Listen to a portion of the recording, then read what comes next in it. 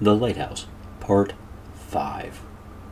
Outside, the lighthouse stands tall amid the rolling waves. The clouds black in the sky boil with rage and hate as the rain comes down in torrents, and thunder shakes the world as lightning splits the sky. The light of the lighthouse suddenly dims as the backup power turns on. Deep inside the lighthouse's lower service room, sparks shine again as water pools around several cables. In the bedroom, Abner lays in the bed sleeping. A red light starts flashing and an alarm sounds. Illuminaria yells, "I need you! Wake up! Abner!" Gima and Illuminaria both yell, "Abner! Abner!" Slowly, Abner stirs in the bed and then suddenly bolts upright and looks at the flashing light. Quickly, he rushes up the stairs. In the lighthouse lantern room, Abner looks around quickly as he ascends the stairs. The light is very dim and barely moving. He quickly unscrews a panel and looks inside, checking the light. A moment passes as he looks over everything, and then quickly he rushes back down the stairs. Deep inside the lower service room, Abner enters and starts searching around with his frail flashlight. He sets the flashlight down and lights a lantern. As he looks around, there he finds water trickling down the walls and running down the stairs. Quickly, with lantern in hand, he heads down deeper. "Damn water," he says. Coming down the stairs with the lantern, Abner is slow and cautious as he finds water pooled on the floor. Quickly, he hangs the lantern on the wall. As he looks around, seeing where the drain should be, he fumbles through the shallow water, finding that it's clogged. And after a moment, his fingers are able to remove the debris, and the water begins to drain. After the water has drained, Abner finds the electrical wires that were submerged. He takes electrical tape and tapes them back up, secures the wires together, and ensures that they are dry. "That should do it," Abner says. He walks over to the power generator switch and turns it on, and the power generator chugs back to life. "Thank you," Illuminaria says in the back of his mind. "I knew you could do it," Gima adds. Abner looks at the wet floor. Now, to find where all this water came from. "The storm?" Gima questions. "Maybe the storm," Abner says. "I just need to take a closer look. I have to stop this from happening again." "I'm with you," says Gima.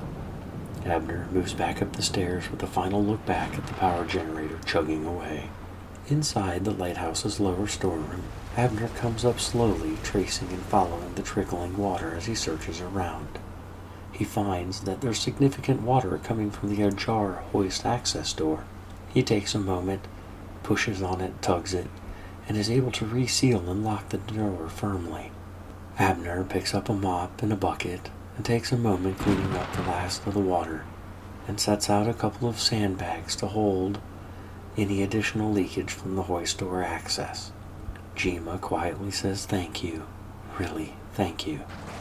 Abner gently places a hand on the wall, feeling the cold stone and its moistness. "You know, you're all I've got," Abner says. "There's nothing more. Only you." "I'm just old stones and mortar," says Gima. "Steel and iron, copper and glass. Just a lighthouse. I'm your lighthouse, but still, always, just a lighthouse." Abner smiles. "There's still nothing more," he says. "Nothing else but you. You're all I've got left. All that matters," Abner says. A moment passes as the thunder and storm rages outside, and Gima quietly says thank you, Abner. "We know isolation too well and understand patience and the slow passage of time in a way others cannot." Abner slowly removes his hand and sits on the stairs, and in contemplation he says, "You're right about the isolation, but people are so evil. I couldn't stand them anymore. What they did, what they said, it's like they didn't even care. Like the foundations which made humanity good were all ripped away, erased. And all that's left was the tattered and broken darkness of the soul. I had to get away. I had to be alone. Jima quietly responds, I've known my share of humans over the ages. Many of my stones knew the people here before modern advances, before the industrial age, before the Great Plague, before the wheel even, and in truth, not much has changed. So I understand your desire to be separated from humanity, but you rarely talk of your life before me. Abner leans back on the stairs in deep contemplation and thinks for a moment. I know, Jima. I know.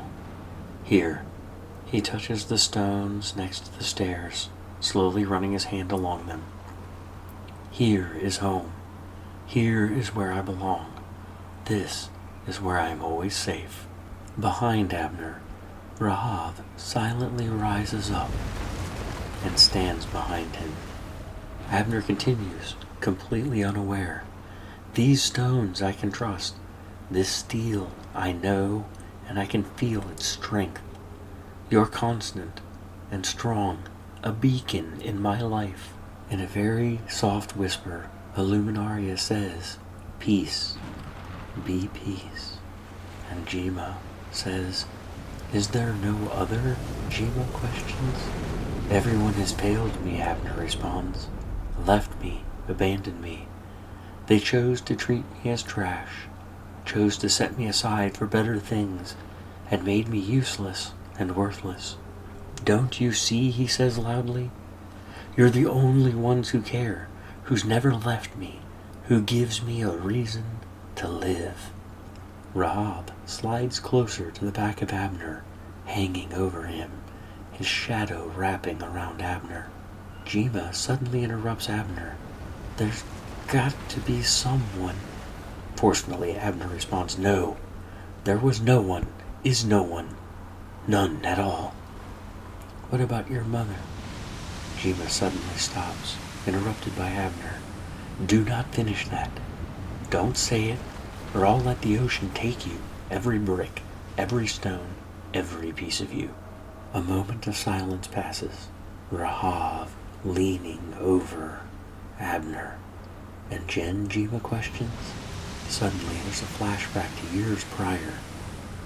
Jen, a young woman, floats in the water next to Abner, the waves rising and falling. They have no flotation devices, and they're in the middle of the ocean. The waves are getting rougher, and it's getting hard for them to stay above the water's edge. Terrified, Jim pleads, I don't want to drown, Abner. Abner struggles to hold on to her, telling her, Do what I taught you. Remember how to float. I'm trying, Jen cries. Don't let go of the line. It will keep us from drifting too far apart. Tie it yourself if you need to. A sudden wave pulls them apart. Hold the line, Abner screams. I am, Jen yells. I am holding it. A moment of silence passes as the waves continue to tug and pull them further apart, and suddenly the line goes slack. Startled, Abner quickly reels it in and finds the other end, empty and loose. Jen, he yells, Jen! Jen! Abner swims frantically towards where he thought she was, fighting against the waves and the churning water. He pulls a flare out and lights it. A moment passes as he struggles to keep his head above water, and suddenly he sees Jen's body sinking into the water.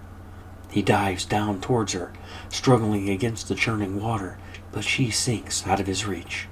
He swims back to the surface, tears streaming down his face as he cries out, Jen! Jen! No! A sudden clap of thunder in the lower lighthouse room. The light flashes and Abner sits on the stairs, Rahav leaning over him, incredibly close. Tears stream down Abner's face. She was different, he says, but she's gone. She's gone, and there's nothing I can do to get her back.